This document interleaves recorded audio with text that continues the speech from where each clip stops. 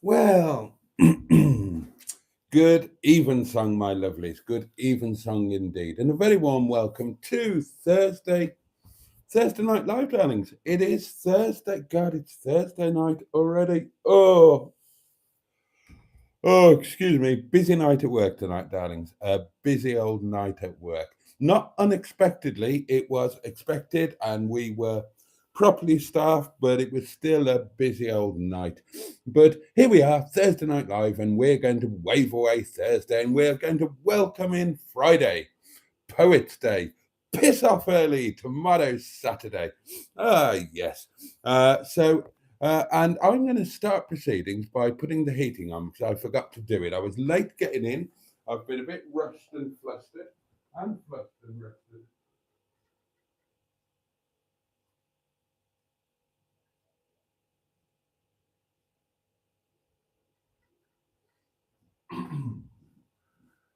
There we are. Get a bit of warmth through the old cottage and indeed my old body. Well, how are you, darlings? I'm going to find out, aren't I, over the next hour or so, because we're going to spend the next hour trying to pretend that I'm not burping and losing control of my entire digestive functions. I would love to know, darlings, how has your day been? We all need to know what you've been eating, of course. We need to know if there are any community snaps, and anything else you want to. I don't know what we're going to talk about tonight, darlings. I'll probably bang on about the road trip. I'll probably uh, speak at great length about the wonderful onboard gramophone in Yvette Carte Blanche. And I'll probably have a good old moany rant about the AA. I have been waiting for the AA to turn up since Monday morning. Monday morning, darlings. It's not difficult. They're just words. Yeah. So all of that is to come. Plus, obviously, Sean's box will get an almighty pounding. The Hedgehog of Truth is on hand should you wish to ask a Hedgehog of Truth. Oh, it's going to be one of those bloody nights, isn't it? Should you wish to ask a Hedgehog of Truth questione. And of course, you can always send a voice note to me and the community on the community portable electric telephone, darlings. Right. I need a drink, clearly. I'm not capable of functioning. I need wine to pick me up. So I'm going to have a good old slurp and then I will dive into your comments. Oh, yes. And a very happy Thanksgiving to all of our American chums. Cheers, darlings. Your very good health. Bottoms up yours. Get stuffed.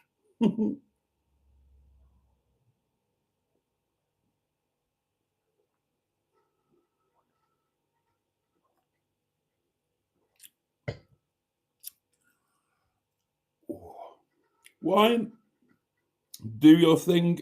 Oh, it's do. Oh, breathe through it. Oh,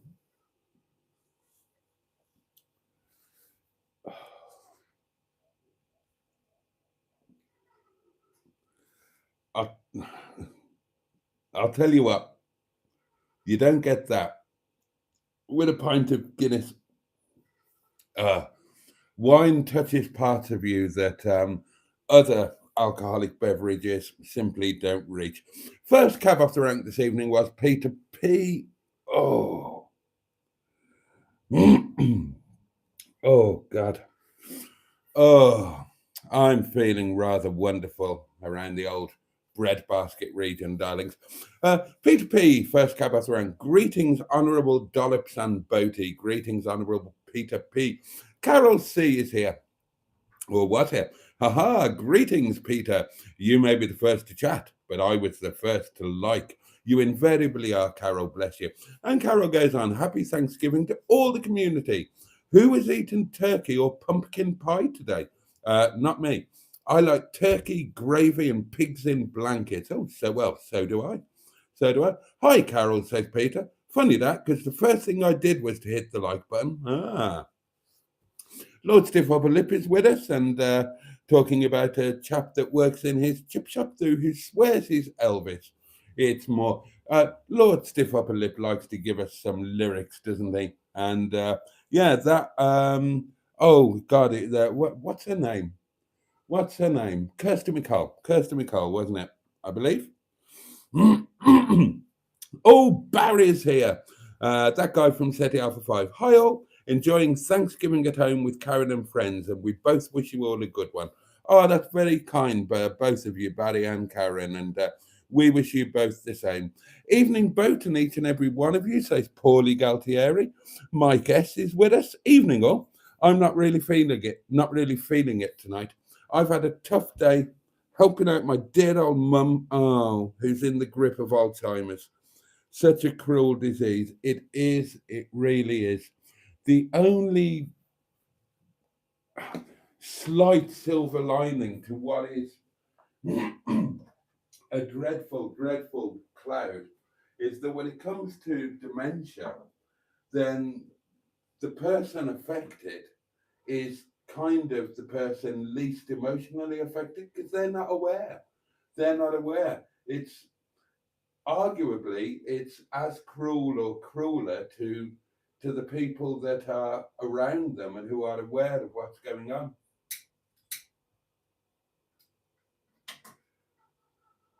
I've talked about dementia many, many times before. I've told you lots of stories.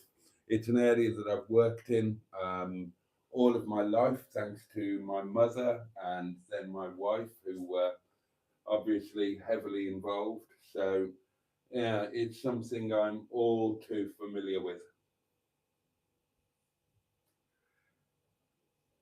And it is a terribly cruel thing. So, Mike, our sympathy and empathy. Peter P says, "Hi, Mike," sending a warm, manly embrace. And Momo. Simone is with us and says, "Hello, all. My mum is here." Well, hello, Simone's mum. Welcome to, welcome to this, the community, the madness, the realizing that the candle is not correctly centralized on the community table. That's unforgivable, isn't it?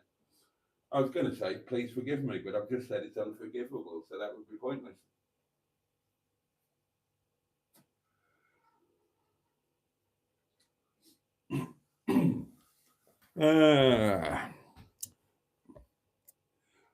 Emma is with us, the M11. Emma Lemon. Hi all. Hello to Simone's mum. Happy Thanksgiving to those celebrating. Commiserations to Mike S. I was dozing off on little Lemon's bed at 8:30, but then I forced myself up to make videos. Silly, really, when I'm desperate for more sleep. There we are. There we are. Hello, Emma. Hope you catch up on your sleep too soon. 69 Fouquet is dog tired. Some of us have got work in the morning. Oh, sympathies. Just here to say hi, say 69, and then dissolve my clothes into emptiness. That's rather a nice way of putting it. Evening all, says Matron. It's jolly cold tonight, ladies and gentlemen, says Paulie. Yeah, I understand it's going to get a little bit warmer tomorrow and Saturday, and then a little bit colder again on Sunday or something. Oh,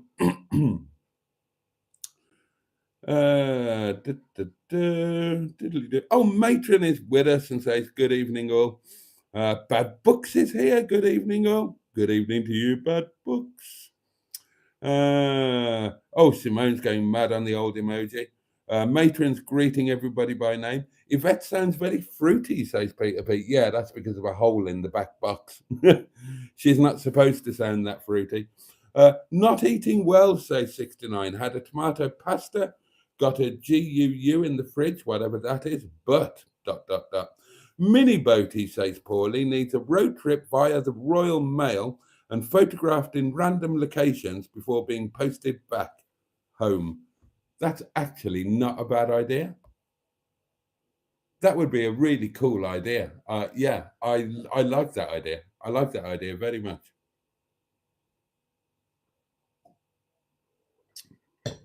Yeah, yeah, that is good idea, Paulie.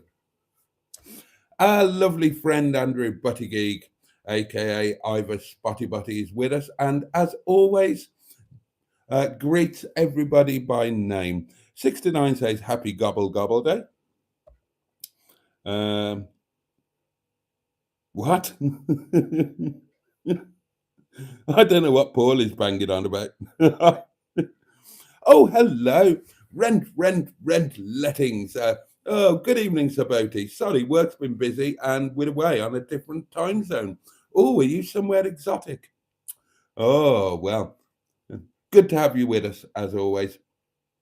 You don't get that with Guinness, says Matron, and you also don't get that on Hubnut. You don't. When have you ever seen Hubnut have a wine gasm? He's teetotal, isn't he, Ian? Is he teetotal? I don't know how. I'm sure he is. He doesn't drink, does he? Not alcohol, just tea and pop and things.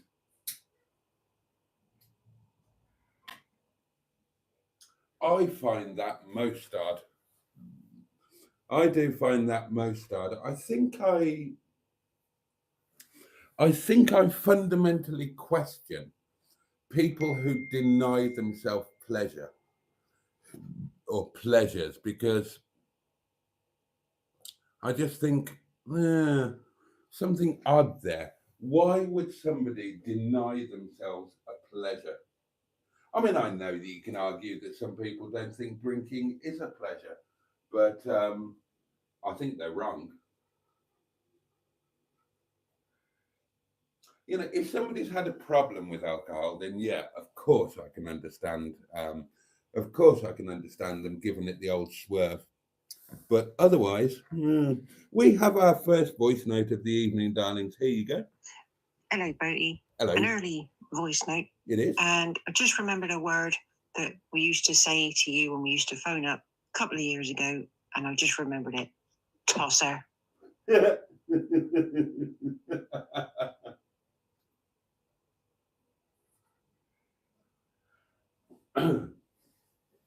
That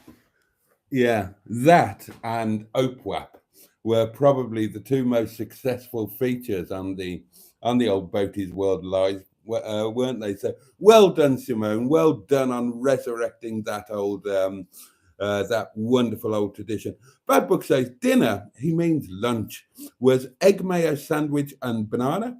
Tea, he means dinner, was bangers and mash, broccoli, and French beans. It's another snap with me, Bad Books, because I had bangers and mash, but I had them for lunch with a few fried onions. So there we are. We've got a community snap. I would probably like pigs in blankets, but I'd have to tear the fat off, says 69. Well, it kind of renders down during the cooking, doesn't it? Wouldn't be there at the end.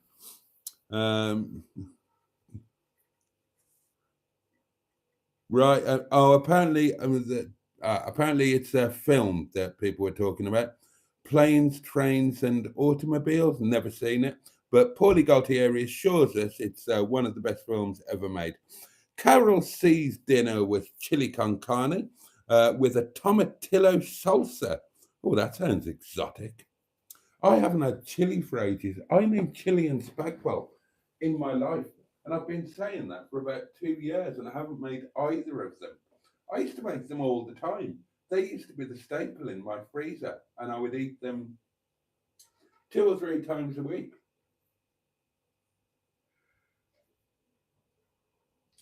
But then, of course, I discovered staff curry and so much else went by the wayside. This community is just the tonic I need for tonight, says Mike S. Oh, I do hope so. I do hope so, Mike. And we all do send you love and empathy, and we send you a bit of strength. I haven't got much to spare, but I'll send you some anyway. Tomorrow, says Carol C, I'm having a new back door fitted, and I don't think that's a euphemism, but I could be wrong. Oh, Mike Potter 37 joins us and says, "Hi all, tractor." 69 says, "GUU is a rather tough dessert. It was payday yesterday." Oh, happy payday. Haha, says Emma, "I don't drink." Boaty, "Do you fundamentally question me?" Well, you had a drink in Llandudno, so that answered some of the questions.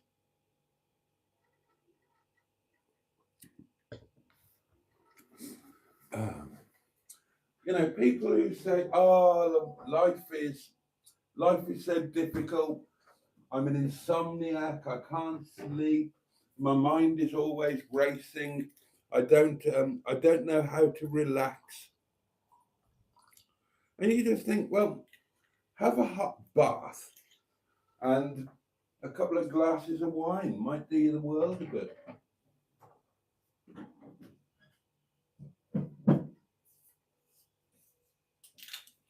I've never met anybody who can't sleep after a bottle of vodka. Sorry, that was obviously tongue in cheek. Oh dear.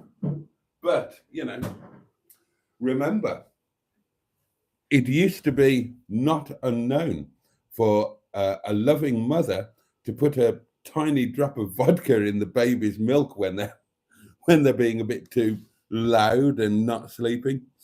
Another voice note for you, darlings. My dream car is a Rover 216 a soft top 216. And I'll swap it for a Land Rover Freelander TD4. Okay? No, you're okay. I can't remember. That's dear old Captain Mustard, of course. And in all the time that I've known Mustard and watched Mustard, I've not known him to have a 200 cabriolet. At least I can't remember him having one. I don't even remember him driving one or having one in the yard. I don't know if he's ever owned one. No, he'll probably tell us in the comments or he'll leave another voice note. But it would be right up your street, Mustard. I mean, you love an R8 and you love a car with the roof down. And I tell you what, now I've had 200 cabriolets before. I was racking my brains trying to think about it, and I'm sure I've had two. I remember, I don't remember how I came by them or anything like that. I never do remember those details. I just remember, taking the kids out in one, and I thought that I'd give them a bit of fun, and they told me to slow down because I was frightening them. And I remember in that same car, I remember taking the artist formerly known as Mrs. Boaty to Leeds Bradford Airport, where bizarrely she was flying from. I think it was the only place she could get a flight to where she needed to go at short notice, or the nearest place. East Midlands, there wasn't a flight or something. So I remember that, and that was one 200 cabriolet. And then I also remember another one that I had at a different time. I had it for a couple of months, and it was when we were separated, and I was in Wales, in the cottage in Wales, but I was still working I was still running the showrooms in Brum. So 7 days a week, I was commuting from South Wales to Birmingham, which is a right old commute, I can tell you. And I did that for quite a while. And I do remember that one summer we took a Rover Cabbie 200, whatever it was, 214, 216, I can't remember. And I remember we took it in part chop, and it had about half a tank of fuel in it. So I nicked it, and I just remember quite liking it. And I smoked it for a couple of months doing that mad commute from God. And that was a mad commute as well. Getting up at the crack of dawn, driving to Birmingham. And I didn't even do it sensibly. So, I left the showrooms at, I think we closed at about 8 o'clock in those days. I think we'd stopped being open until 10. So I'd leave the showrooms and drive home to South Wales. And what I should do, of course, would be to drive home, have a shower, get something to eat, chill out for an hour with a glass of wine, or it would have been vodka and tonic back in those days, and get to bed at a reasonable time. I never did. I used to drive home via Cardiff and go to the casino and then get into the cottage at like 2 o'clock in the morning and make a curry and then be absolutely hanging out of my arse the next morning and having to drive another 140 miles back to Birmingham or whatever it was. That stopped when when my old flat at the showrooms, Luke and his missus, whose name I can't remember, she was a very attractive girl. I do remember that. They were living in the flat and then they bought a house. So the flat then became re-available, and so I took the flat back so I wasn't having to commute to and from Wales. But yeah, so I do have experience for 200 Cabriolet. I don't remember them particularly. One was the same colour as Yvette. It was Nightfire Red Metallic. I think the other one was that like Tahiti Blue or something like that. But I don't remember much about them. I just remember thinking that they were quite a cool, fun car. And Yvette, I am really falling for Yvette. What a cracking... Honestly, I thought that in my mind, the R8 was a bit staid and a bit boring. That's a proper little chuckable thing. The fabulous Honda engine, the gear change is amazing. It's an amazing gear change. It's on a slanted plane, but it's so snickety-snick. It's so precise. It's beautiful. And the steering is an absolute joy. And the more I drive it, the more I love it. And that's driving it in winter with the roof up. With the roof down, it's going to be even more fun, isn't it? The seats are fabulous. You've got the full leather bucket seats with the big old headrest. Just fabulous. And now that amazing gramophone as well.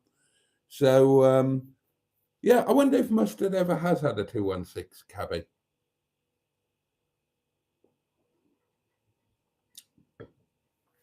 Anyway, back to the old comments. Oh, well done, 69. Yep, this made it into the video. Sophistication. Don't talk to me about sophistication, love. I've been to Leeds. Yep, that got into the video, didn't it? I had to put that in there. I love that. Go on then, for bonus points, who can tell me where that, what that is a quote from? Where did that come from?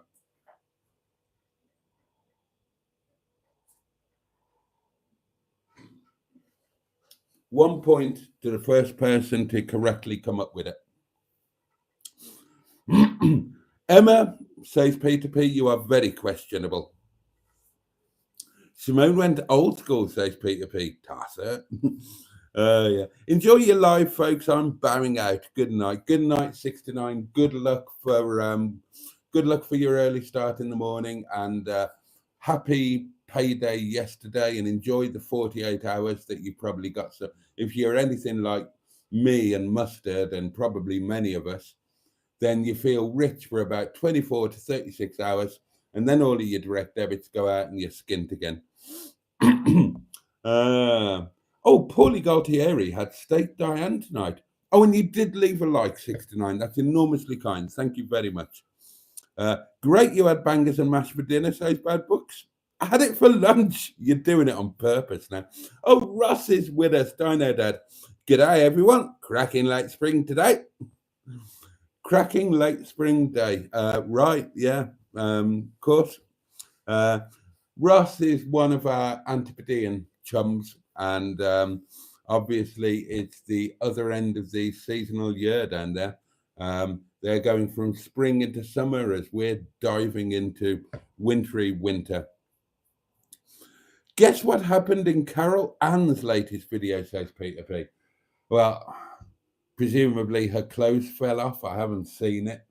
But yeah, I would imagine that she was out walking somewhere. I think she's away at the moment in the little caravan thing, isn't she? That's about the size of a really small dog kennel. So at a guess, she went out on a winter walk, past a fairly large puddle, and all of her clothes fell off. And miraculously, then the thumbnail just happened to be taken after her clothes had fallen off rather than before. Am I close?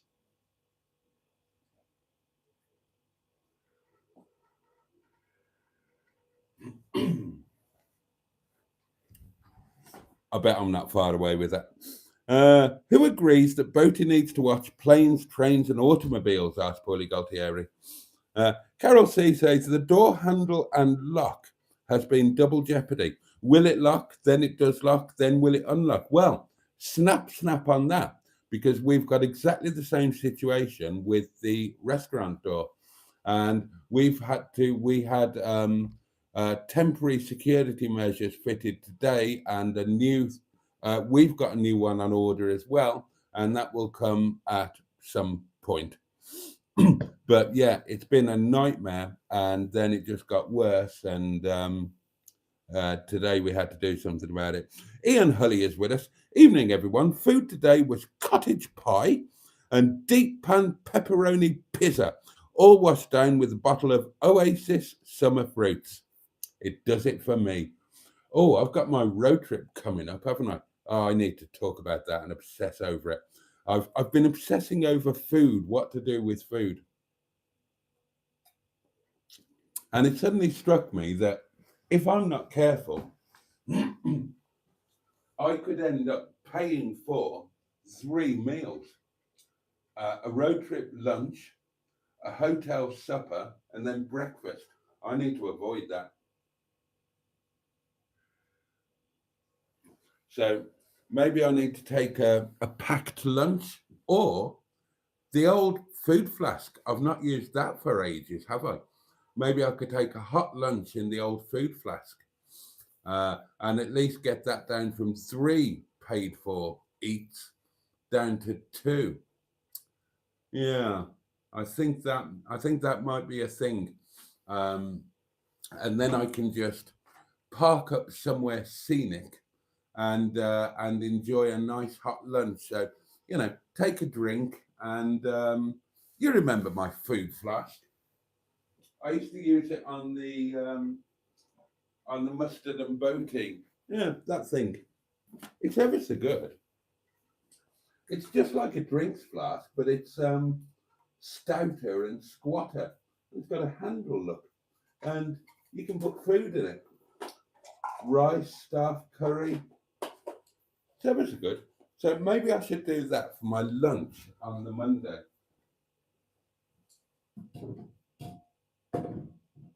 And then, of course, now I've used that on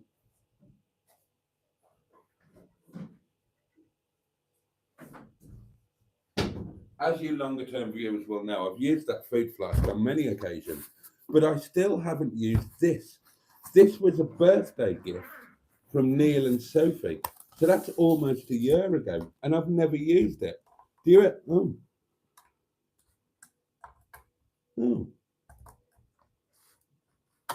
okay. Apparently the handle now comes off. Do you remember this, darlings? This little thing here, and with the cutlery in the top there, look.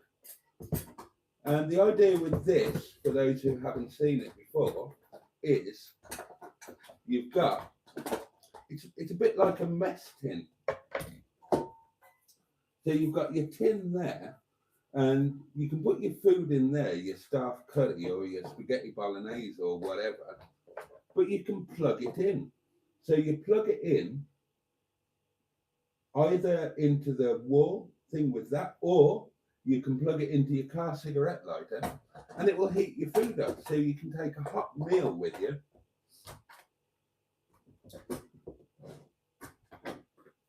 And yeah, so maybe that's what I should. And look, it comes in an insulated bag so that it can stay warm. I've never used that. Maybe this is the time to use it. So, oh, excuse me.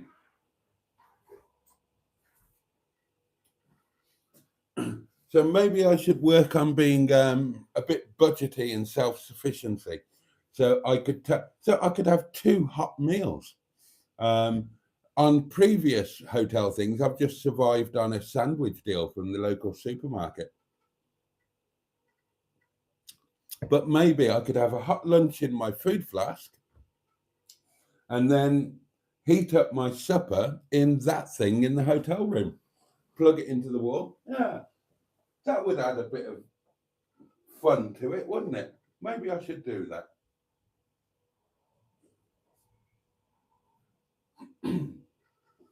And then it would just be breakfast to worry about paying for.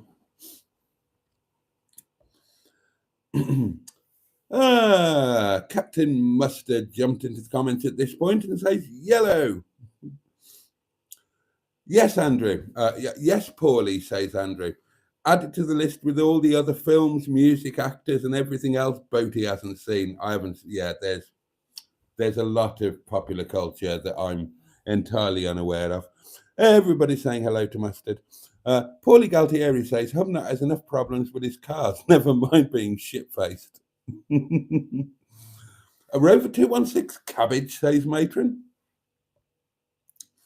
Oh, and yes, Ross's daughter passed her driving test with flying colours.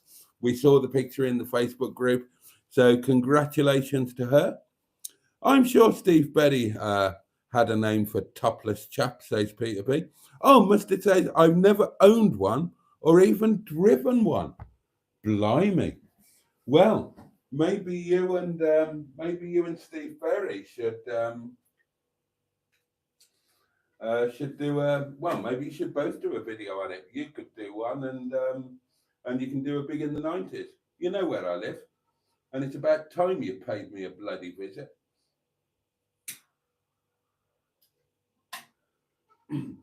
Bring Betty with you, and you can do a big in the 90s Rover 216 cabriolet in the Peak District, and I'll make you lunch.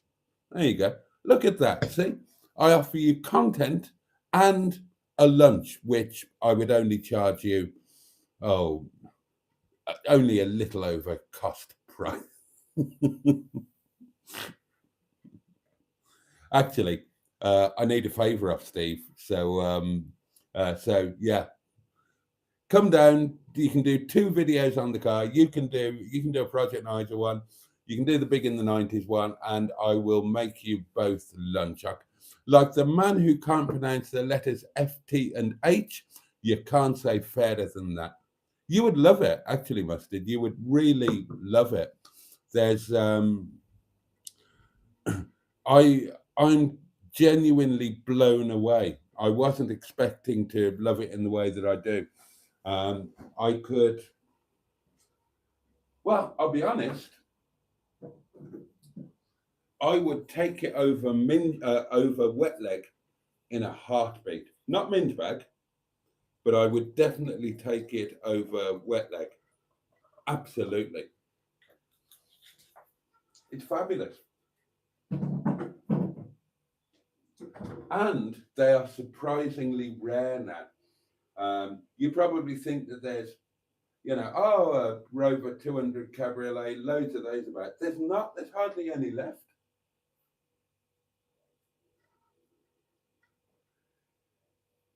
They really are quite a rare thing. And Yvette she's 1994.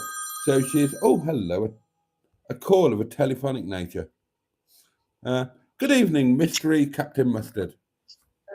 I really need to know what is so good about this car. I've never driven one. Never driven one of those. My assumption is always that we're going to be a bit like a 200, but a bit shaky on the back end.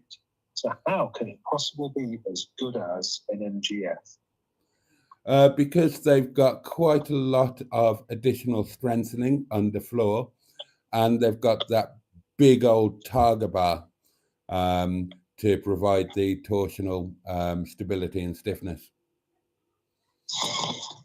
One word begins with B and ends with bollocks. Well, no, there's no bollocks there. That both of those things are true. If you do your research, then you will discover that just as all 200 coupes were called Tomcats, not just the turbo, that was the name for that project, that the Rover 200 Cabriolet had the project name Tracer, and it was first work on it began in 1989. It was announced in the Geneva Motor Show in March of 1992, and then it hit immediate production and went on sale just 7 weeks after the motor show. It had been heavily researched. It was the first R8 platform that Rover developed on their own, away from Honda. It genuinely is significantly strengthened under the floor. They added that big old targa bar as well, and that really helps with structural rigidity. It's a properly well engineered and very well thought out car. Now, at time of launch, it was launched as the 214 Cabriolet and the 216 Cabriolet using the 14K series, but the earlier 1.6s were the Honda D series. Although obviously Cabriolet production went on for 2 years, 3 months and 3 days after the R8 production ceased when the R3 came in. The Cabriolet carried on for that period of time, and at that point they adopted the bubble, the R3 dash, and the 1.6 went from being the Honda unit to being a K series, and the automatic option went from being a Honda automatic box to the Rover step speed. You got a case of the nerves there, Boaty. Of the what? You've got a case of the nerves. No, I'm just really knowledgeable, and I like to put out good content, so I research my shit. Yeah, bollocks is in the bollocks. Yeah, it's the bollocks. It is the bollocks. You would love it. You would love it. I guarantee. I want to drive that car and do you a trade for another one of our cars that we can't sell. No, you can sod off. You didn't want to know. I mentioned Windsor Davis coming up to the yard, and you told me to bugger off. So, and rightly so. Yes, well, you can bugger off now then. So you. We or you have done a good thing. Okay, let's do a good thing together. Bring it over here and let me drive it, you big bugger. No, you come over here and you can drive it. Right? You swapped our Metro for a bloody kid's bicycle. I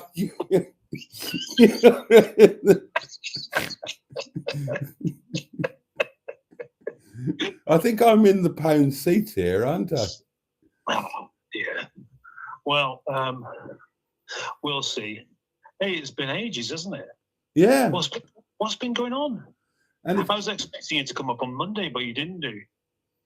No, I thought you knew. I thought you were coming with me on Wednesday. So I said that, and I couldn't afford to do both trips. So I said yeah. Wednesday will be the Mustard and Boaty day. Yeah, but it wasn't Wednesday, was it? Yeah. Was it? Yeah. Right. Maybe I've been just not really listening to you recently. I'm not sure. Well, nothing changes then, does it? And I'm in Snowdonia next Monday. I can't come with you there. No, I know. But seriously, why don't you grab Steve and come down and do a big in the 90s thing, and we'll have lunch? Yeah, I'll tell you what. Why not? I'll see if I can organise that because he'll be up for it.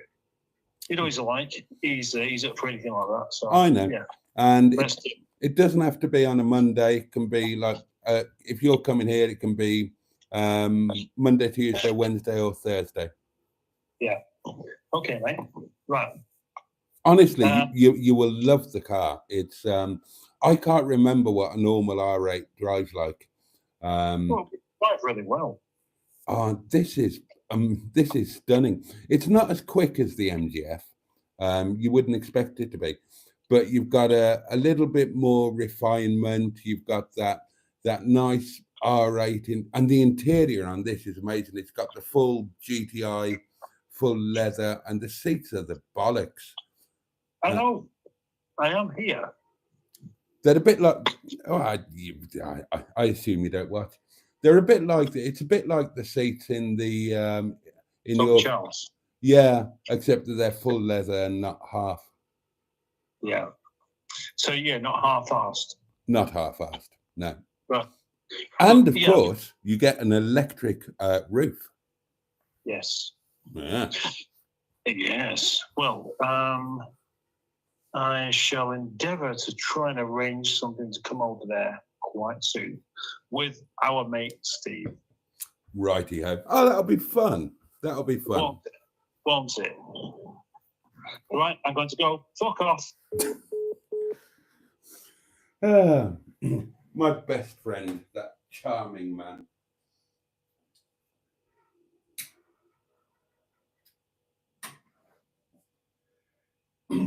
You see? Now, there's always the argument about what caused Mustard and Boaty do cars to not do as well as it might have. I think your answer is right there, isn't it? Mustard did a deal on his own, and he swapped Lewis Hamilton that I had a buyer for at £1,600, and he just needed to sell his car, and he was up for the thing, and he did sell his own car, and he said, right, I'm ready to go ahead.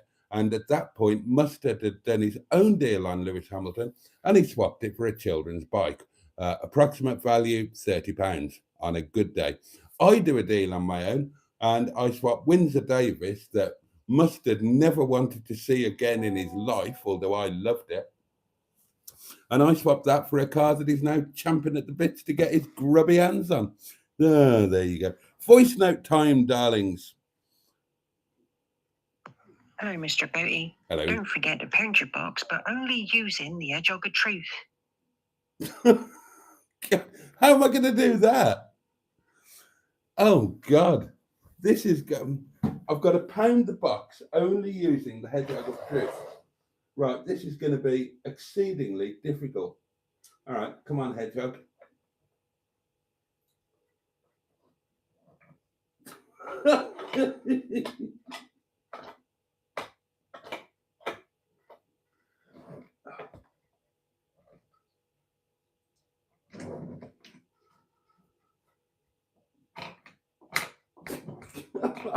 God's sake. Right. I think I'm going to have to get this to the edge of the table.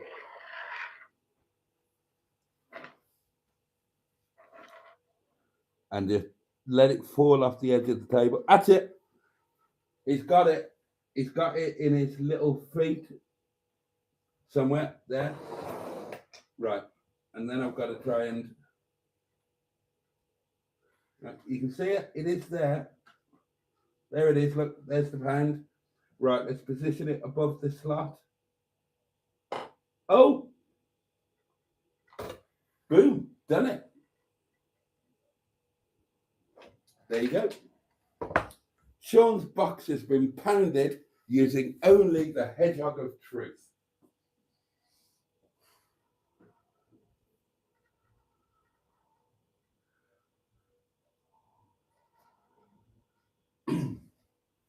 Oh, Lordy. Oh, well, there's lots of excitement. Well, that was exciting, wasn't it? And now I'm getting excited about the thought of the food for the road trip. Doing it on a super budget because God knows, you know, I forget when it comes to a road trip, I forget about the petrol stroke diesel aspect of it. And I'm thinking, well, I've paid for the hotel, so that's it. It's just a bit of food. And then I suddenly realized, oh, hang on, it's quite a long way away. I'm going to have to put fuel in. That could be, I completely forgot about that. So it might be a good idea to economize on the food. So yeah, take a hot lunch in the food flask, park up somewhere scenic. I'd better be careful not to park up beside a puddle because, you know, the Carol Ann disease might be catching and all of my clothes might fall off. And I wouldn't want to eat a hot lunch naked, darlings. That would be, that would be potentially problematical. And then I could use Neil and Sophie's gift that I was so excited to get for my birthday, and I've never used it. So I could use that to, suggestions. Your suggestions, please, for what I could do for my lunch and what I could do in the hotel room with Neil and Sophie's gadget for my supper.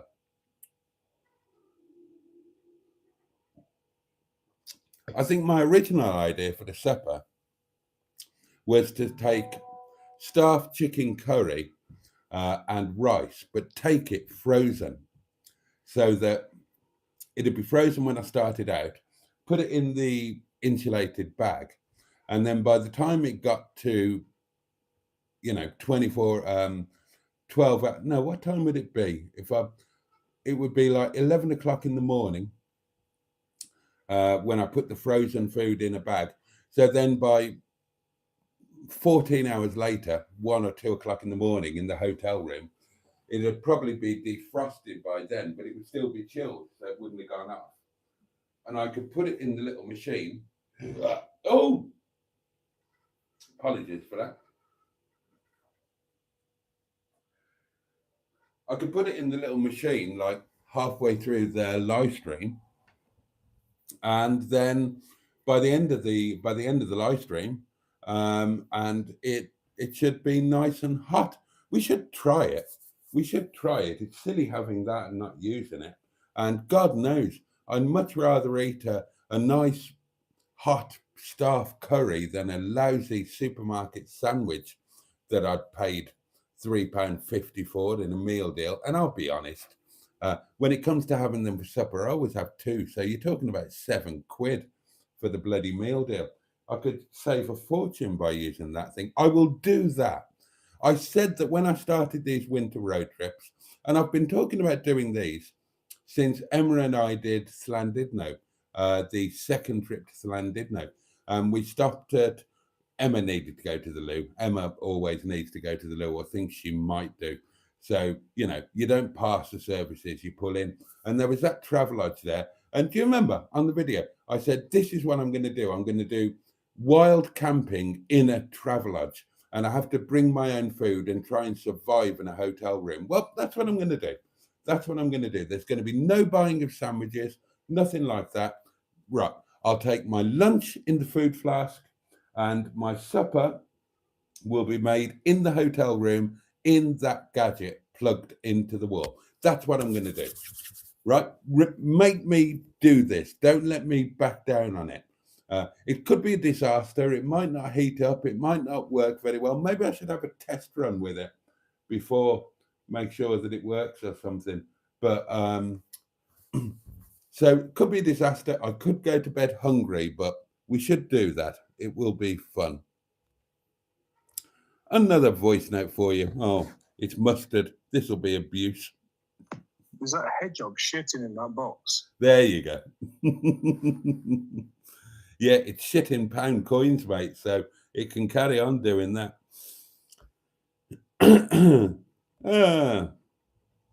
It's a shame they never made a 220 GSI drop head, says Paulie Galtieri. Oh, good idea, yeah. Boaty's a hybrid, says Ian Hulley. Half Keith Floyd, half George Best, and a goodly dollop of Jeremy Clarkson.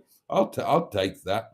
Emma says, I made one of my delicious chicken curries tonight.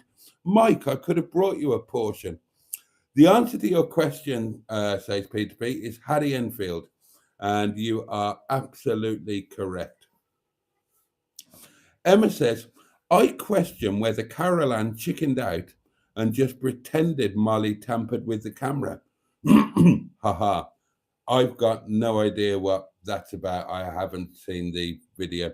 A case for CSI Lemon, methinks, says Peter P. I was loving the way she was completely starkers aside from her thick woolly bobble hat. Oh, hello. I might watch that video before I go to bed. Completely starkers aside from her thick woolly bobble hat. Yeah, I might need to give that a bit of a watch. And I was thinking, goes on Emma, there's no way she's going in. And conveniently, the dog lost her footage. Carol Ann, you cheeky girl. You're not naked if you have a hat, says Peter P. Black Line says, Boaty, what are your thoughts on religion/shared beliefs perhaps being the glue that kept society held together? Correlation not necessarily being causation, but it feels like chaos these days. And he says, now there's a deep topic, probably a bit too late for it to be this deep, but I would say there's no question that that was absolutely a thing. Absolutely a thing. I wouldn't, sociologically, I wouldn't question that for a single second. You know, remember that what's his face, I can't remember who it was, said that religion is the opiate of the masses. And of course it is. It's on a sociological level, it makes total sense. So you've got a group of people, and within that, and that could be a group of 10, 20, or 10 or 20 million. Within that group, you'll have the good, the bad, and the ugly. And as a society, you've got to somehow try and manage that. And religion, when you think about it, was an excellent sociological tool to do it. So you deal with people's darkest fears. And most people's darkest fear, whether consciously or subconsciously, is death. So you give them, you allay their darkest fear. Don't worry about dying. It'll be brilliant. You go to heaven. It'll be a fantastic time. You'll see all the people that you haven't seen. It's really good. There'll be, you know, there'll be a buffet that never ends and all of that sort of thing. So they think, right, happy days.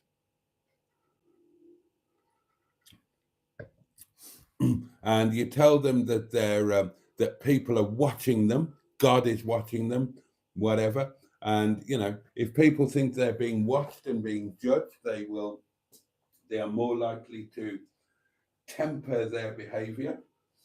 And then, having given them the carrot, you give them the stick. So you say that if you don't follow these ways, then when you die, you will go to purgatory or you will go to hell and you'll have a really bad time and this and that and the other. And then you anytime anybody has bad luck, you say, well, that's God judging you because you did this wrong or this wrong.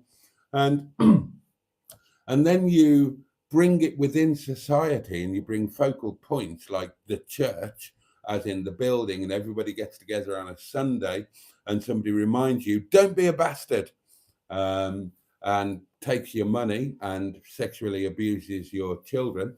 And then they make sure that the people who tell you this are people that are deemed to be respectable and like above you. So any Catholic will tell you, when the priest comes to visit you, you treat them like royalty. They get to use the best room and the best tea set and all of that. And of course it works.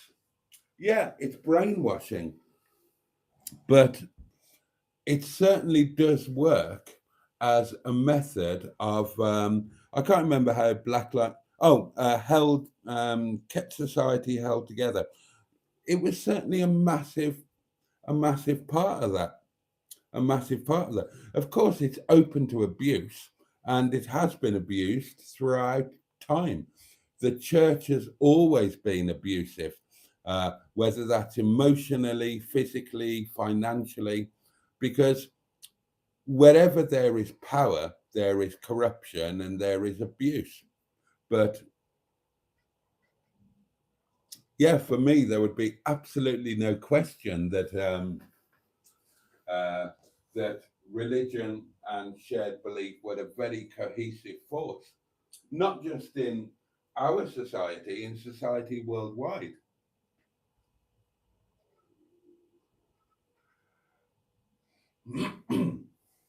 It's no accident that every society in the world individually came up with their own religions or shared beliefs or whatever you want to term it, because you can have laws, but religion will touch a part of you that laws can't.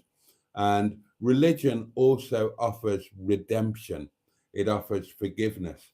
And again, it's no accident that many people who have not led very good lives up to a certain point, the turning point will be religion, because they believe that if they believe, they can achieve true forgiveness, where society as a whole might not be so ready to forgive them.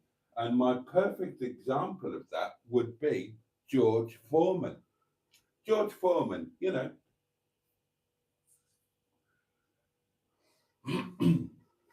heavyweight boxer, champion of the world, crushed everybody before him until he came up against Muhammad Ali, who was willing to take more punishment than was good for him.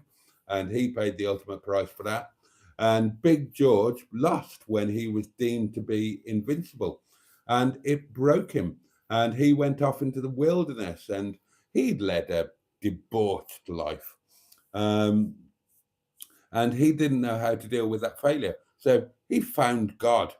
He found God, and he became a preacher, and he became intensely religious.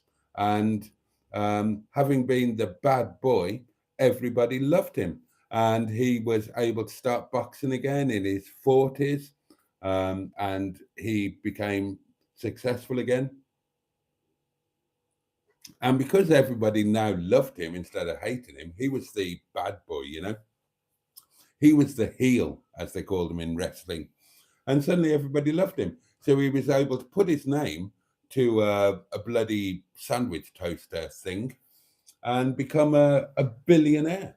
And it's all bollocks. It's all bollocks. You know, portraying himself as the holier than thou, this, that, and the other. Ask anybody who knows, anybody with insight, and they'll tell you that George was the same old George, a fornicator, is a user of foul language, a bully, this, that, and the other. But he's got this amazingly avuncular image that was sparked off his conversion to becoming a man of God. So there you go.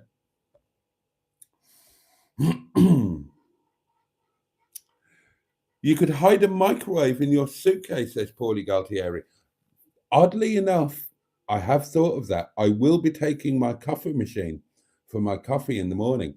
Now, if I were to take a microwave, is that actually an option? What's the smallest microwave? I could do that. What's the smallest microwave that you could buy? I could buy the smallest microwave off Facebook Marketplace, stick it in the hotel room, and then it really is easy. Staff curry, naan bread. I could even do my breakfast. Oh, is there a law against taking a microwave into a hotel room? Is there any reason why I couldn't do that? I mean, it's taking the piss, isn't it? A microwave and a coffee machine, but I couldn't I? Nobody comes in and checks. Now then.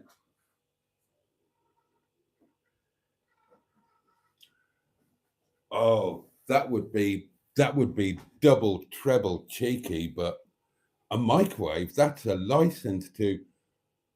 Oh, What is the smallest, lightest microwave? That could be the answer.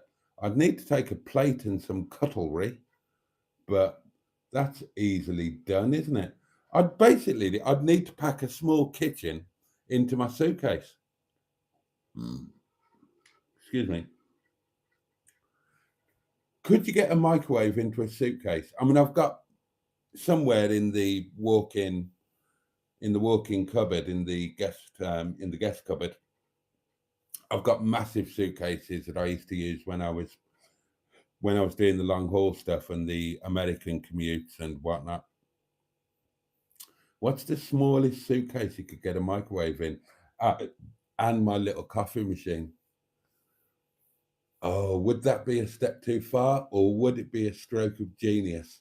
A microwave in your hotel room. And then, yeah, just take your staff curry and your rice and your naan bread, frozen, and I could have a lovely supper. Oh, that's going to be on my mind now.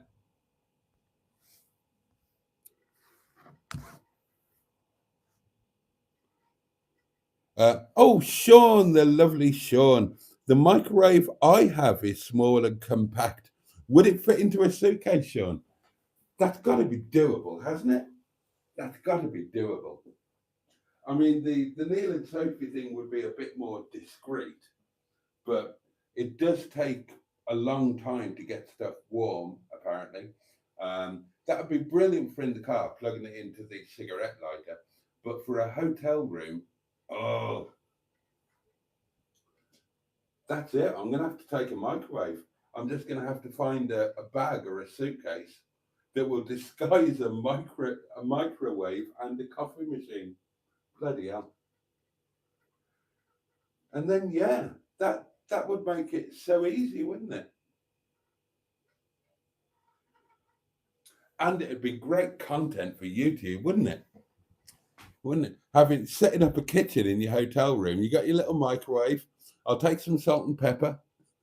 Oh, this is it. I'm going to do it. I'm going to take a microwave and my coffee machine and some cutlery and God, this is going to be the weirdest packing ever.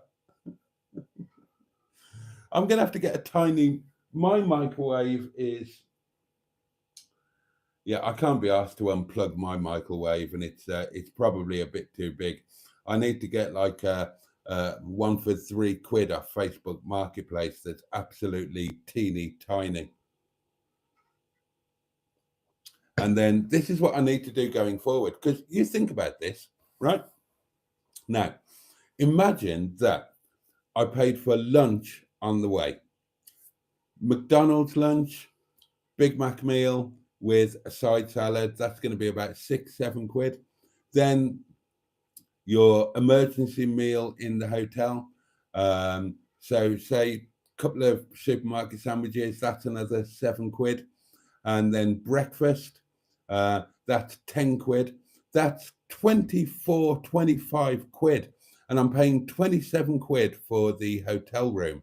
So doing it this way, saving £27 on that food, that pays for the next trip, for the next hotel. There's fuel as well, but we don't need to obsess over that. This is it. I need to get a suitcase with a microwave, a coffee machine. Oh my God. With an emergency plate and cutlery. I don't want to be taking a cutlery's easy enough. Well, I mean, I'd just take a spoon, wouldn't I, to eat my curry and rice? That's easy. I don't want to take a proper dish. I'd need to find a disposable or plastic type alternative that wasn't going to get broken in a suitcase in between a microwave and a coffee machine. What would be the penalty if you were found taking a microwave into your hotel room? Or is there nothing that says that you can't do it? We'll talk about this over the next few nights. I'm going on bloody Monday, so yeah, we'll need to get this sorted. Google says, oh, this is from Sean. Google says, can you cook food in a hotel room? Yes. There you go then. There you go. I could take my little gas stove as an alternative. That would be easier to pack than a microwave. Oh, this is the way forward. This is going to be great content. Try self-sufficiency in a Travelodge hotel room. Oh, this is going to need thought and discussion. I would have loved a good portion MSA's my guess. I'm sure you would. D Mac joins us again. Hi, Boaty, and everyone in chat. God. Oh, time has marched on, darlings. It's kind of time to go. So I need to whiz through the comments and then bugger off. I can confirm, says Paulie Galtieri, what Boaty is saying. I've just checked the James Taylor Rover book. So there you go. Everything that I was rattling on about mustard, it's true. It has been fact-checked. Crikey, Boaty's a fountain of information, says Andrew. Peter P says, no wonder there's no room for pop culture on Boaty's hard drive. Free Momo lunch on offer for your mustard? Free Momo, get the minibus ready, says Peter P. I see Tom Jones was mentioned in the chat, says D-Mac. Great singer, love his songs. Hedgehog is doing lines. That's animal cruelty, says Jimmy F500. That looked so wrong, says Paulie Galtieri. Simone enjoyed it though and says, brilliant, that was fun. You saw it here first, folks. Hedgehog dropping a pound log. You didn't tell me you had to buy her, you plunk. I did. I didn't know Hedgie could clench a quid between his buttocks. Thanks, Peter P. I might just sell Coney, says Simone. Connie, not sure how much it's worth now. I found the rot. Not sure how much it's worth now. I found the rot. Yeah, well. Forage for berries and mushrooms for lunch and dinner. Yeah, that's not happening. That's not happening. Who is the poor box for, says D Mac. And Jimmy F500 answers, his own birthday, exactly. It's not exactly Bear Grylls if your staff curry doesn't heat up in a hotel room, says Black Lines. It is for me. Right. Voice note time.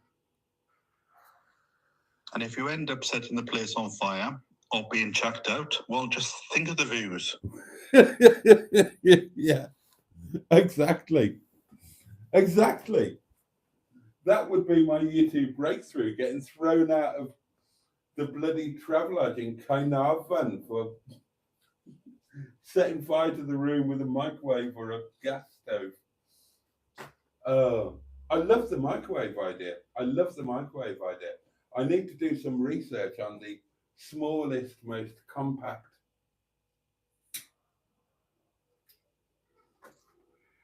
chap that I can find. I mean, I could just eat out of the Tupperware plastic takeaway containers, couldn't I? And I could even take plastic cutlery and then I can just chuck it in the hotel bin. I wouldn't even need to bring it back. Yeah, I'm right. God. That's it. I need to take a microwave. I was already taking the coffee machine, so why not add a microwave?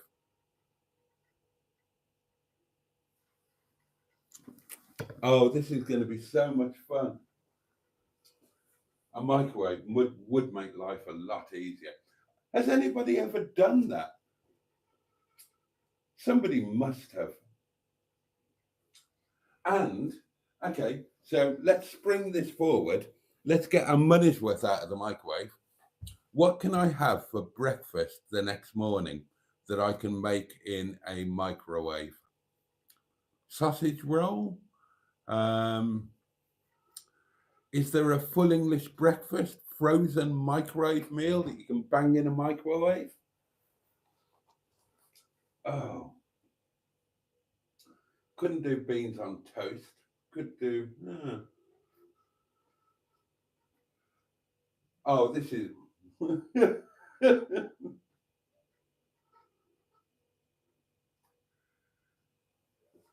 Right.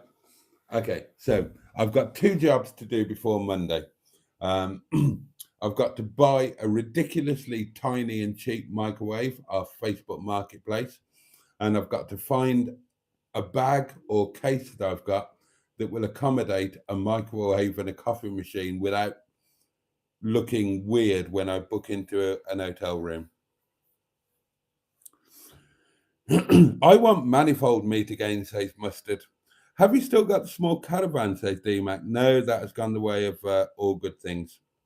Any old girlfriend stories left, Boaty? Asked DMAC. Oh, loads.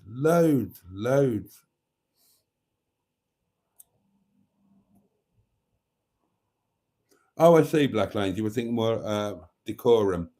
Yeah, absolutely.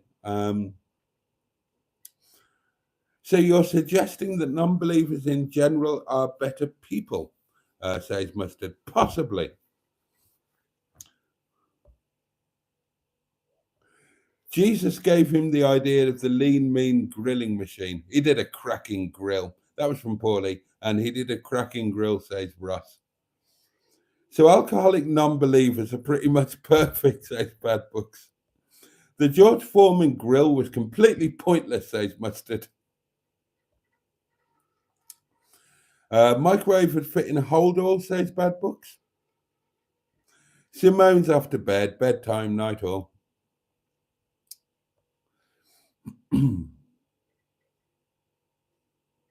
Video series, says Black Lines. What's the weirdest thing I can sneak into a hotel without triggering a police visit? You'll have a mini fridge in your hotel room to keep your food chilled? Well, no, because I would have it frozen to begin with at the beginning of the day, and then at some point I will be buying ice for my vodka and tonic from the supermarket, and that will keep the food chilled then, won't it? Oh, this is all going to work out just fine. Yeah, Boaty, says Emma. Stealth kitchening in your hotel room. It all sounds a bit Alan Partridge at the hotel. Just fire up a disposable barbecue in the room. They won't mind, says Mike. If Black Line says, stick a luminous star on your door. Boaty's breakfast specials, £2.50. And flog the guests a sausage butty in the morning before they get a chance to go to the restaurant downstairs. Your money blind spots are spectacular, mate, says Mustard. Oh, dear. Yeah, you're right, Emma. A word was missed. Boaty's meticulous breakfast specials. Just take paper plates, no washing off. Just take the chip pan and be done with it. Make a campfire on the bedroom floor and bake some spuds. An undersized wooden fork is all you need, says Porton P. How about a Dutch oven, Boaty? Very portable, and no one will question it when it goes off. Take an extension lead because the plug sockets might not be very handy. Oh, God, the list is growing. Oh, dear. Boaty sneaks past reception with a small catering company, says Ross. You can do scrambled eggs in the microwave, says Paulie. Good to be here, says Josh Homan. Oh, welcome, mate. Well done. Oh, dear.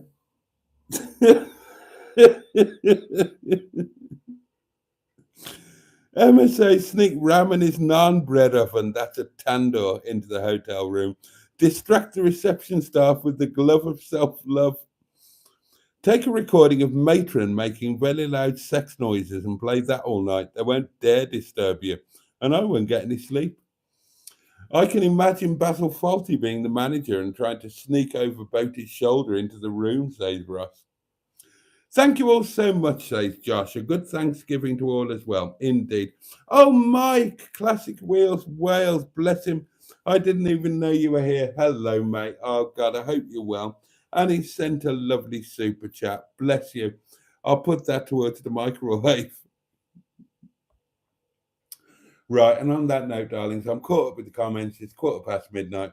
It's time to go, but we've got lots to think about before Monday, haven't we? We've got lots to think about before Monday.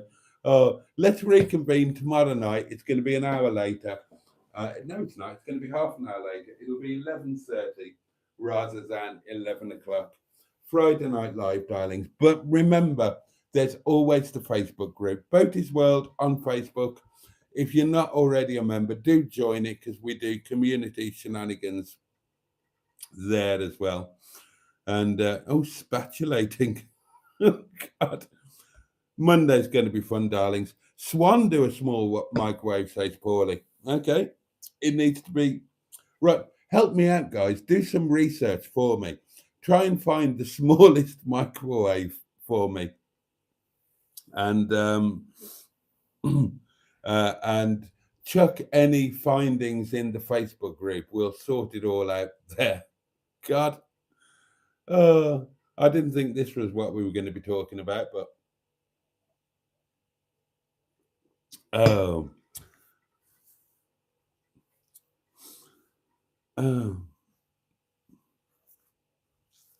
Right, okay, darlings, I'm going to sod off and leave you in peace so you can all go as well. The box has been pounded. Hedgie did a good job. Thank you all for being with me tonight. Thank you, Mike, and lovely to see you again. Thank you for the old super duper thingy. Thank you, Mustard, for everything. Thank you, Sean. Thank you, all of you. And as I say, Facebook group, we'll be back tomorrow night. I'll be back, and hopefully you will be too, 11:30. And let's just go. It's been a laugh. It's been a laugh, and we'll keep it going. Okay. I wish you all face on camera. I wish you all a safe and peaceful night and a good day ahead. I hope that there is some joy that you can take from it. Somehow, somewhere. Take really good care of yourselves. If you have those that you love and who love you, take really good care of them too.